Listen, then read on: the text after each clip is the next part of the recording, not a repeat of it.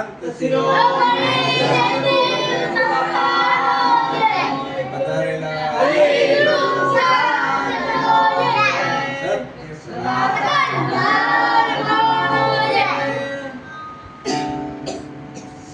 આજે ધૂળેટી છે, આપણે બધા ધૂળેટીના દિવસે સદગુરુ મહારાજનો મહિમા કરવા બેઠા, ભોજન ભજન ને સત્સંગ. જગતની ધૂળેટી કેવી હોય? પેલા રંગોથી બધા રંગતા હોય, લાલ, પીળો ને કાળો ને આવા બધા બજરંગી. આપણે તો સંતોના સત્સંગમાં રંગાવાનું છે. સંતોનો સંગ આપણા ઉપર આપોજીનો રંગ, સદગુરુનો રંગ ચડાવવાનો છે. પેલો રંગ નહીં, પાકો રંગ સદગુરુનો ચડી જવો જોઈએ તો આપણો મનુષ્ય જન્મ સફળ છે. જય ગુરુ મહારાજ, જય ગુરુ મહારાજ. પાકો રંગ એવો ચડે કે પાકો રંગ મીરાને ચડી ગયો, પછી ઉતર્યો નહીં. પાકો રંગ મીરાને ચડી ગયો, કોઈ દી ઉતર્યો નહીં. એકવાર ચડી ગયો મીરાને પાકો રંગ, પછી મીરાને રંગ ઉતર્યો નહીં. જો આને રંગ ચડ્યો કહેવાય. નરસૈયાને પાકો રંગ ચડી ગયો સદગુરુની ભક્તિનો, એ રંગ પાછો ઉતર્યો નહીં. પછી પાકો રંગ ચડ્યો કોને? સંત મૂળદાસ અમરેલીમાં. ઊંધા ગધાડાએ ચડાયા અમરેલીની બજારમાં, તો એ રંગ એમનો ઉતર્યો નહીં. આવા રંગ પાકા સદગુરુની ભક્તિના ચડી જાય. એક જ વાર એવો રંગ પાકો લગાવી દો, બીજી વાર ઉતરે નહીં. તો એ માટે આપણે આ મનુષ્ય જન્મ મળ્યો છે. મનુષ્ય જન્મ ખાલી ખાવા પીવા માટે નથી મળ્યો, મોજ શોખ કરવા માટે નથી મળ્યો, કામ ધંધો કરવા માટે નથી મળ્યો, પણ પોતાના આત્માને ઓળખ કરવા માટે મળ્યો છે. કામ તો ગધેડાય કરે છે, આંડિયાય કરે છે, કરે જ છે ને. તો આપણામાં એમાં કોઈ ફરક નથી. તો આપણાને આવો મનુષ્ય જન્મ મળ્યો છે તો શું કરવાનું? નિરાંત બાપુ કહે છે કે રામ નામ હૃદયમાં રાખો, આય અવસર છે સારો રે. રામ નામ હૃદયમાં રાખો, આય અવસર છે સારો રે.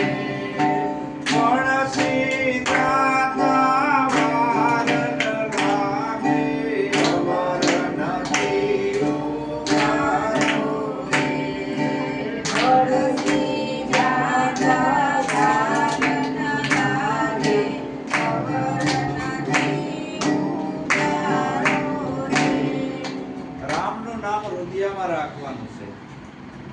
હૃદયો એટલે આપણી સમજણમાં હરતા ફરતા ધંધો કરતા રામ નામ એટલે કે તમને ગુરુ મહારાજે જે કઈ સમજણ આપી, આખી રાસ્તાઓ ઉપદેશ કરી તમને તમારા નિજ સ્વરૂપની ઓળખ કરાવી. તમે કોણ છો ઈ તો તમારી જે સમજણ છે એ સમજણની અંદર રામ નામ એટલે તમારે તમારા નામની યાદી હોવી જોઈએ. બીજાના નામની નહીં, તમારા નામની યાદી. નિજ નામ, નિજ કહેતા પોતે, બીજો નહીં. બીજાના નામ લેવાથી આપણું કલ્યાણ નથી. રામ નામ એટલે પોતાનું આત્મ સ્વરૂપ. એ કોઈ બક્કા બારકડી શબ્દમાં આવતું નથી. એવા જે લોકલ નામ છે કક્કા બારકડી વાળા, એ નામ લખવાથી આપણું કલ્યાણ નથી. અને નિજ નામ છે એ લખવામાં આવે. તો એ રામ નામ હૃદયમાં રાખો, આ અવસર છે સારો. અવસર એટલે જન્મ અને મૃત્યુ, આ બે વચ્ચેનો સમયગાળો એ આપણી જિંદગીનો અવસર છે. એ અવસરને સુધારી લેજો. આ અવસર છે સારો. માંડ કરીને આ મનુષ્ય જન્મ મળ્યો છે. આ અવસર છે. આ અવસરને જો ચૂકી જાવ તો પછી લખ 84 ની જેલ છે. એટલે આ અવસર છે સારો. મણસી જાતા વાર ન લાગે, અવર નથી ઉગારો. બીજો કોઈ ઉપાય નથી આના. કદાચ તમે જોગી થઈને જંગલમાં જતા રહો તોય મુક્તિ નહીં મળે. કદાચ ભૂખ્યા રહેશો તોય મુક્તિ નહીં મળે. લાઠી વધારશો તોય મુક્તિ નહીં મળે. બૈરી છોકરા છોડી દેશો તોય મુક્તિ મળવાની નથી. આ એક જ ઉપાય છે, રામ નામ હૃદયમાં રાખો, આ અવસર છે સારો. સંસારમાં રહી હરતા ફરતા ધંધો કરતા આપણી સુરતા આપણા નિજ સ્વરૂપમાં રહેવી જોઈ. તો એ સુરતા કેવી હોય? નિજ સ્વરૂપમાં જેમ પણિયારી પાણી ભરીને આવતી હોય, ગામડામાં બેડા ઉપર બેડા ચડાયેલા હોય, અને બેનપણીઓ મળે, વાતું કરે, હાથ તાલીઓ લે, ઠઠા મસ્કરી કરે, પણ બેડું પડે નહીં. શું કામ? સુરતા એની બેડામાં છે. શરીરથી ભલે બેનપણી જોડે વાતું કરતી હોય, હાથ તાલી લેતી હોય, હસતી હોય, પણ બેડું પડતું નથી. શું કામ? સુરતા એની બેડામાં છે. એમ આપણી સુરતા આપણા નિજ સ્વરૂપમાં રાખવાની છે આ સંસારમાં રહી. નકે એમાં જો ભૂલી ગયા 1984 માં એટલે નિરાત બાપુ કે આ મારો સંદેશો છે, તમે બધા માનો તો સારું છે. અને આ કોને સમજાય? કે જે માને છે એના માટે છે. આ ભજન અને સત્સંગ કોના માટે છે? જેને સમજણમાં આ વાત લેવી છે એના માટે છે. જેને પોતાનું જીવન સફળ કરવું છે એના માટે છે, બીજા માટે નથી. આ સત્સંગ વસ્તુ એવી છે કે આમાં મોમોક્ષ જેવું હોય એના માટેની આ વસ્તુ છે. આ કોઈ કથા કે વાર્તા નથી, આ કોઈ સત્યનારાયણની કથા નથી, આ કોઈ રામ કથા નથી, આ કોઈ કૃષ્ણ કથા નથી. પણ આપણાને એવી ભ્રાંતિઓ કરી જાય છે કે આવી કથાઓમાં જવી તો આપણા આત્માનું કલ્યાણ થશે. કોઈ દી ના થાય. એ તો બધા ઇતિહાસો છે ભગવાનના, એ વાંચવાથી નહીં આપણું કલ્યાણ ના થાય. આપણું કલ્યાણ છે આત્મજ્ઞાનમાં. સંતો એ સમજણ આપે છે કે કોકના ઇતિહાસો સાંભળવા અને વાંચવા એનાથી તારું કલ્યાણ નથી. એ તો એના જીવન ચરિત્ર છે, એ એવું જીવન જીવીને ગયા છે. પણ તારે શું કરવાનું? ઘણા બધા સંતો મહાપુરુષો જીવન જીવી ગયા, એની જીવન ગાથાઓ પડી છે, વાંચવી જોઈએ. અને એમાંથી આપણે પ્રેરણા લેવી જોઈએ કે આ લોકો આવું જીવન જીવી ગયા, તો આપણે એવું જીવવું પડે. ખાલી કથાઓ વાંચવાથી કલ્યાણ નથી. તો આપણે માની લીધું નકરા જીવન ચરિત્ર સાંભળવાનું, કે આપણી અમલમાં આપણે એવું બનવાનું છે.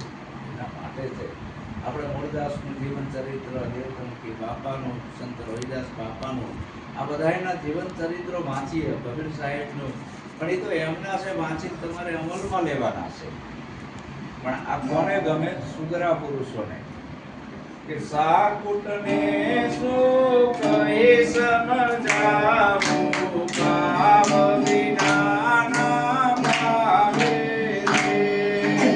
સાકુટને સુખ એ સમજાવું, ભાવ વિના ના ભાવે રે. હરિ નામ હારીને બેઠો વરથા જન્મ ગુમાવે. હરિ નામ હારીને બેઠો વરથા જન્મ ગુમાવે. નિરાત સ્વામી કહે છે સાકુટ ને શું કઈ સમજાવું? સાકુટ કેને કહેવાય? કોઈનું માને નહીં. જે કોઈનું જ ના માને એને સાકુટ કીધો છે. સંતો સમજાવે તો એ સમજે નહીં, મહાપુરુષો સમજાવે, ગુરુ મહારાજ સમજાવે, છતાં કોઈનું આ માનતો નથી, મા બાપનું માનતો નથી. આને સાકુટ કીધો. આ સાકુટને શું કઈ સમજાવું? એના હૃદયમાં ભાવ જ નથી. ભાવ વિના ના ભાવે. હરિનામ હારીને બેઠો વર્તા જન્મ ગુમાવે. મનુષ્ય જન્મ એડે જીવો, પુત્ર ભલાડાની જેમ બધા મજૂરી કરવામાં. પણ આ સંતોની વાત કાન ધરતો નથી. એને સાકુટ કીધો છે. તો આવા જે સાકુટ જન છે એને નિરાત સ્વામી શું કહે છે? કે જેની અંદર ભક્તિનો ભાવ નથી. એને શું કહેવાય? ભાવ ભક્તિ વિના ભૂત સરખાનું રાતે જન જાણો રે. ભાવ ભક્તિ વિના ભૂત સરખાનું રાતે જન જાણો રે. પામરને પરિવાર ગણેરો પશુ બંધ પરમાણો રે. પામરને પરિવાર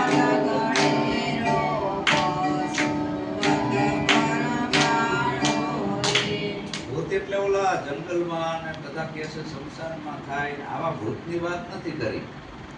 ભૂત કેને કહેવાય? જેનામાં ભાવ નથી, ભક્તિ નથી. ભાવ ભક્તિ વિના ભૂત સરખા એરિયા જ ભૂત જીવતા, એ હામાં પડે તોય નહીં હારે. ના દર્શને ના કરાય. અવરમાં એવાનું મોઢું જોયું હોય તમારો દાડો બગડે. ભાવ ભક્તિ વિના ભૂત સરખા, નુગરા તેજન જાણો. એ નુગરો છે, જેનામાં કોઈ ગુણ નથી એને નુગરો કહેવાય. જેનામાં કોઈ ગુણ જ નથી એને શું કહેવાય? નુગરો. ભાવ ભક્તિ વિના ભૂત સરખા, નુગરા તેજન જાણો. એને નુગરા કીધા. અને નુગરાનો કોઈ દી ઉદ્ધાર થતો નથી. પામર ને પરિવાર ઘણેડો અને પશુવત પરમાણો. એને પામર જેવો કીધો, પશુ જેવો કીધો. પશુ જોજો, પુત્રી હોય વિહાય કેટલા બધા ગલબિયાના જન્મ આપે, ઊંડીઓ વિહાય કેટલા બધા બસલા જન્મ આપે. ઈમાનીમાં જન્મે ને ઈમાનીમાં મરે. પામર ને પરિવાર ઘણેરો. મારો છોકરો છોકરી આમાં બરબાદ થઈ જાય છે પશુની જેમ. તો તારા કરતા પશુ હારા. પશુને પરિવાર તો હોય જ છે, એને કેટલાય બાલ બચ્ચા હોય છે. તો તારામાં ને પશુમાં શું ફરક? આવો મનુષ્ય મોકો દે મળ્યો છે, તને બોલી કેમ નાખે છે? તને ખબર નથી ભગવાન શું, ભક્તિ શું? તો તારા ઘરે જે 5 બાળકો હોય, 3 બાળકો હોય, એને ભક્તિના સંસ્કાર આપ, જેથી કરીને એ સારા બને, તારા કુટુંબનું નામ રોશન કરે, તારા સમાજનું નામ રોશન કરે, તારું નામ રોશન કરે, એવા બનાય. પણ આપણે એ નથી કરતા. આપણે બાળકોને આપણે પહેલા સુધરવાનું, પછી બાળકો સુધરે. તો આ આપણે સંસારી માણસો છે. સંસારમાં રહીને ભક્તિ કરીને આ મનુષ્ય જન્મ સફળ કરવો છે ને આપણે 71 પેઢી ધારવી છે. તો ખાલી વાતથી તરશે નહીં, એ રહેણીમાં રહેવું પડશે, વચન અને વિવેકમાં આવવું પડશે, ગુરુ મહારાજ કે કરવું પડશે, તો એ 71 પેઢી તરે. નકે તો એ પામર ને પરિવાર ઘણેરો, પશુવત પરમાણો. પશુ જેવો જિંદગી કીધી કે આખી જિંદગી શેમાં કાઢી? ધન પકે પણ ધર્મ ન પેખ્યો, શરીર પકે નહીં સેવા રે.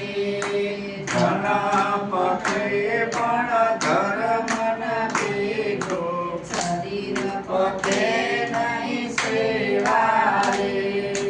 ભુવન પકે નહીં સંત પધાર્યા, ઠામ અશુભ ના એવા રે. ભુવન પકે નહીં સંત પધાર્યા, ઠામ અશુભ ના એવા રે. વિરાટ સ્વામી કહે છે ધન પકે, પકવું એટલે કમાવું, ધન કમાણો પણ ધર્મને જાણ્યો નહીં. ધન કમાણો પણ ધર્મના માર્ગે વાપર્યો નહીં. ધન પકે ધર્મના પેખ્યો, ધર્મને જાણ્યો નહીં. કે આટલું બધું હું કમાઈ પણ મેં ધર્મને તો જાણ્યો નહીં, આ ધર્મના માર્ગે વાપર્યું નહીં. ધન પકે ધર્મના. શરીર પકે નહીં સેવા. શરીરે સારું હતું, શરીરથી સેવા ચાકરી કરી નહીં સંતોની, તો આ શરીરને શું કરવાનું? ધન પકે ધર્મના પેખ્યો, શરીર પકે નહીં સેવા. ભુવન પકે નહીં સંત પધાર્યા. ભલે આપણા મકાન નાના હોય, નાની એવી રૂમમાં રહેતા હોય, પણ આપણા મન મોટા હોય. આપણા મન મોટા હોવા જોઈએ. મકાન મોટાની જરૂર નથી પડતી, મન મોટા હોય. ભુવન પકે નહીં સંત પધાર્યા, આમ અશુભ ના એવા. તો આપણે ઘર-બાર છે, તો આપણા ઘેર આપણે સંતો, હરિગુરુ ભક્તો આપણા ઘરે જમે આવે, તો આપણા ઘરનું વાતાવરણ પવિત્ર હોય. દિમાગ કીધું કે ભુવન પકે ને સંત પધાર્યા, ઠામ અશુભ ના એવા. કે હવે આ અભાગ્યો છે. અશુભ એટલે શું કહેવાય? અભાગ્ય જેવું કીધવાય નહીં.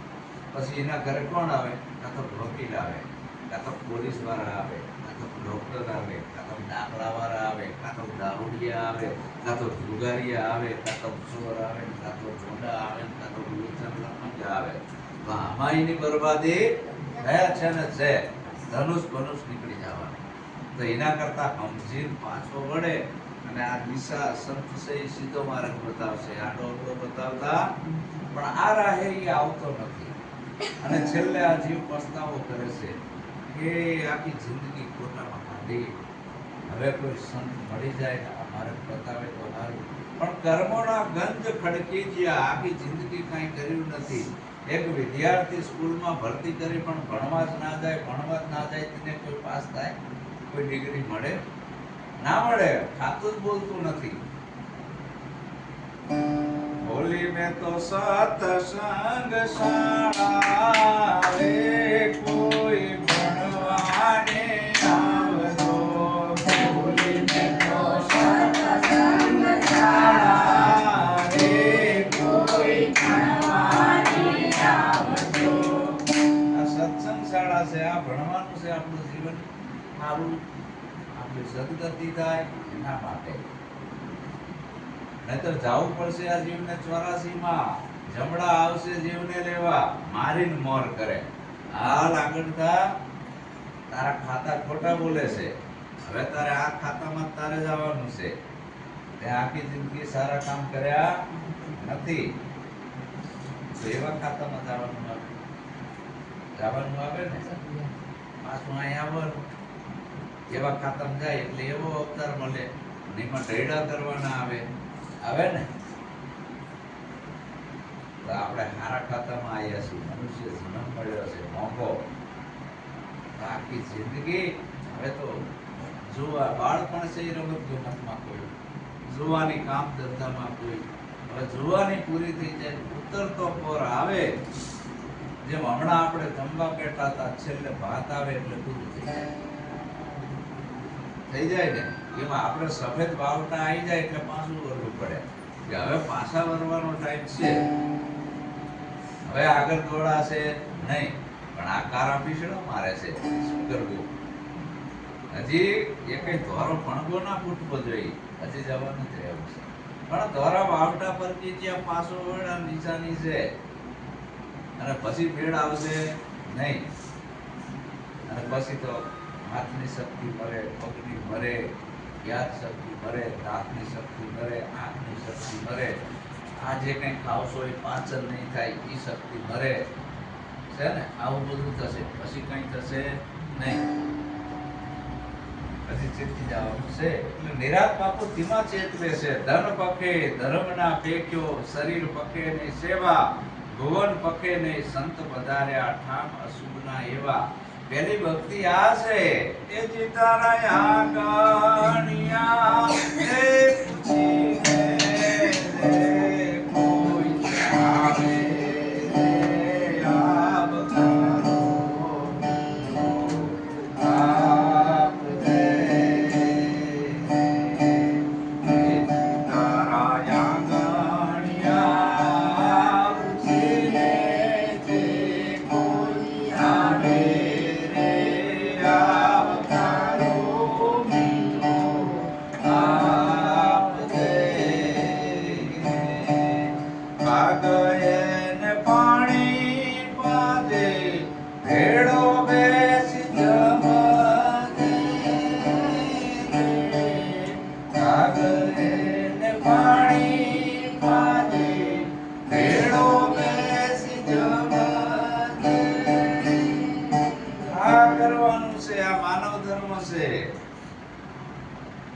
અને પછી એની જોડે બેસે અને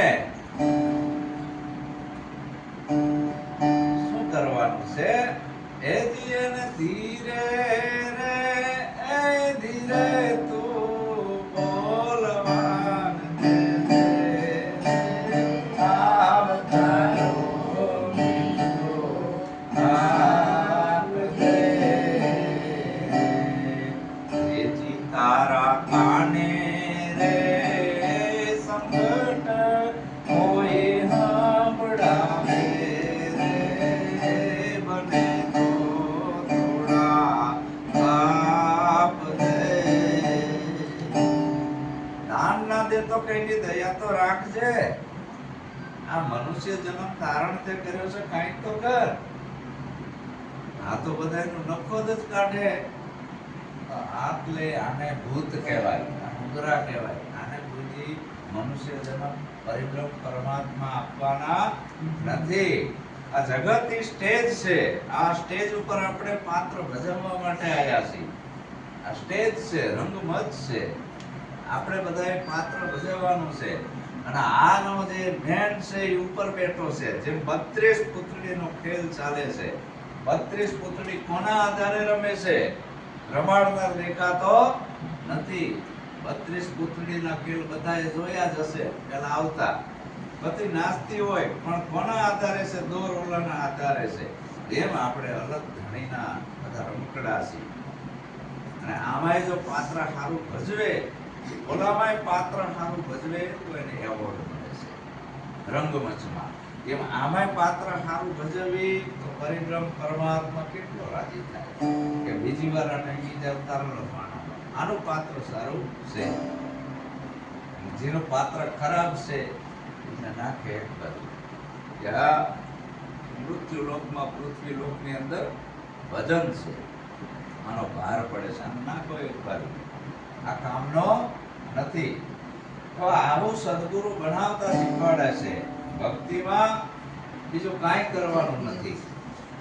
ભક્તિ એટલે એવું નથી ટીલા ટપકા કરવા અને રોજ દીવા ધૂપ કરવા અને અગરબત્તી ટોકરી કખાડવી, મંદિરે જાવું ને આ ભક્તિ નથી. આ તો પાખંડ છે. અહીંથી ડાકોર હલતા હલતા જાવો, જય રણછોડ, માખણ ચોર, એમાં સાંટો પાણી કરતું જવાનું, બધું કરતું જવાનું, ઠાઠા મસ્કરી નિંદાય કરતું જવાનું. આ થોડી ભક્તિ છે. આને ભક્તિ કહેવાતી નથી. ભક્તિ આ સદગુરુ બતાવે કે જો આવી રીત તું જીવન જીવીશ તો તારું કલ્યાણ છે, નહીંતર તારા કરતા જનાવર હારા. તેથી વિશે કે કોણ વખાણું સ્વાન વાસનારી. તેથી વિશે કે કોણ વખાણું સ્વાન વાસનારી. જાતિ ન પડાઈ જગત જીવા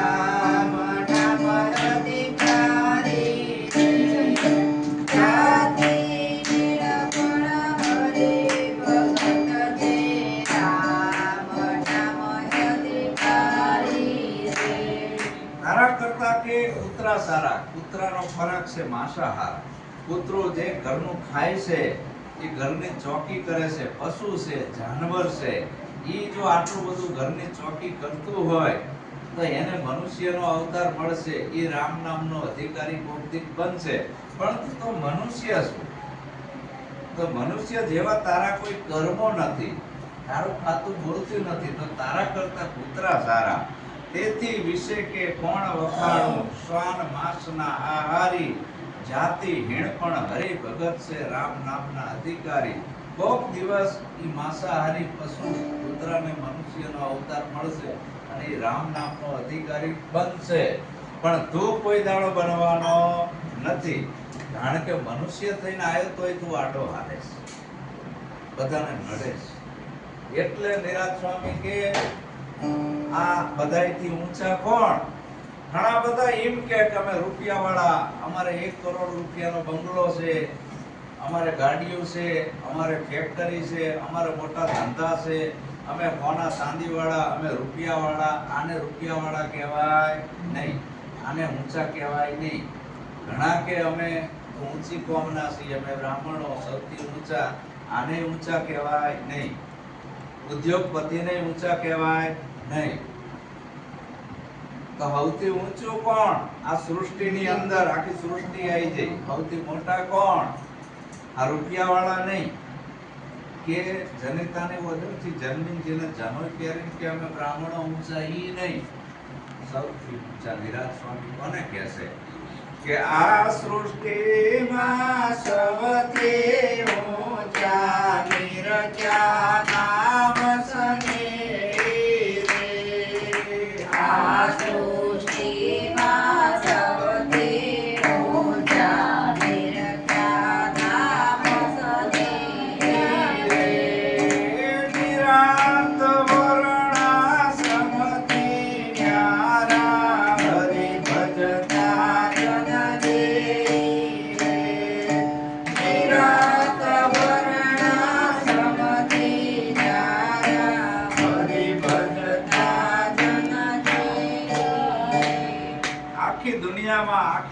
સૃષ્ટિમાં સૌથી મોટામાં મોટા હોય તો સંત ભગત, બીજું કોઈ નહીં. રૂપિયાવાળા નહીં હો.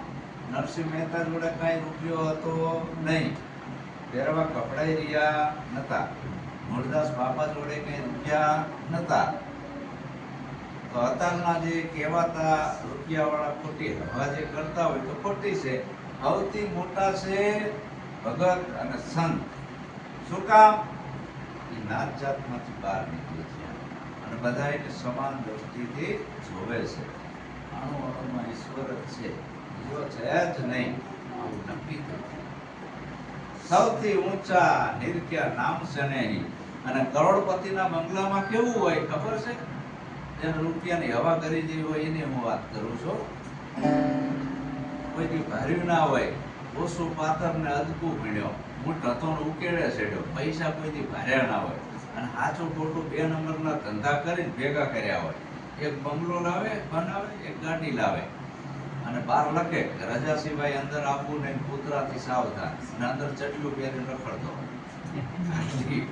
એની બૈરીએ ચડી પહેરીને રખડતી હોય, એને જોડીએ આટલી ચડી પહેરેલી હોય અને કે કૂતરાથી સાવધાન, અને રજા સિવાય અંદર આવવું નહીં. અને સંતોના ઘરે એવું કઈ હોતું નથી. संत की झुपड़ी भले पापी के 10 गांव, आग लगा दो उस गांव को जहां नहीं राम का नाम. સમજાય છે ને આ વાત? એટલે સંતો ઊંચી મેળી છે. ઊંચી મેળી મારા સંતની, એનાથી મોટી એકયની મેળી છે નહીં. એટલે સંત અને ભગતની ડિગ્રી બહુ ઊંચી છે. મોટામાં મોટા સંત ભગત રજિસ્ટર્ડ. કોઈ સાચા સદગુરુ મળે એના સાનિધ્યમાં જાય તો. સબરી હતી, મતંગ ઋષિ પાસે જઈ એની સેવા કરી એટલે મહાન બની. વાલિયો ભીલ, વાલિયો લૂંટારો, એને નારદ મુનિનો સંગ થયો. વાલિયો ઋષિ થયો. અંગુલિબલ મહારાક્ષસ હતો, ભગવાન બુદ્ધનો ભિક્ષુક બની ગયો. ઇતિહાસના ચોપડે જો સંત. જેસલ બારવટીયો હતો, તોરલના સંગમાં જો તીર્થની પૂજાણો. તો આવા સંતો ભક્તો એની જય બોલાય.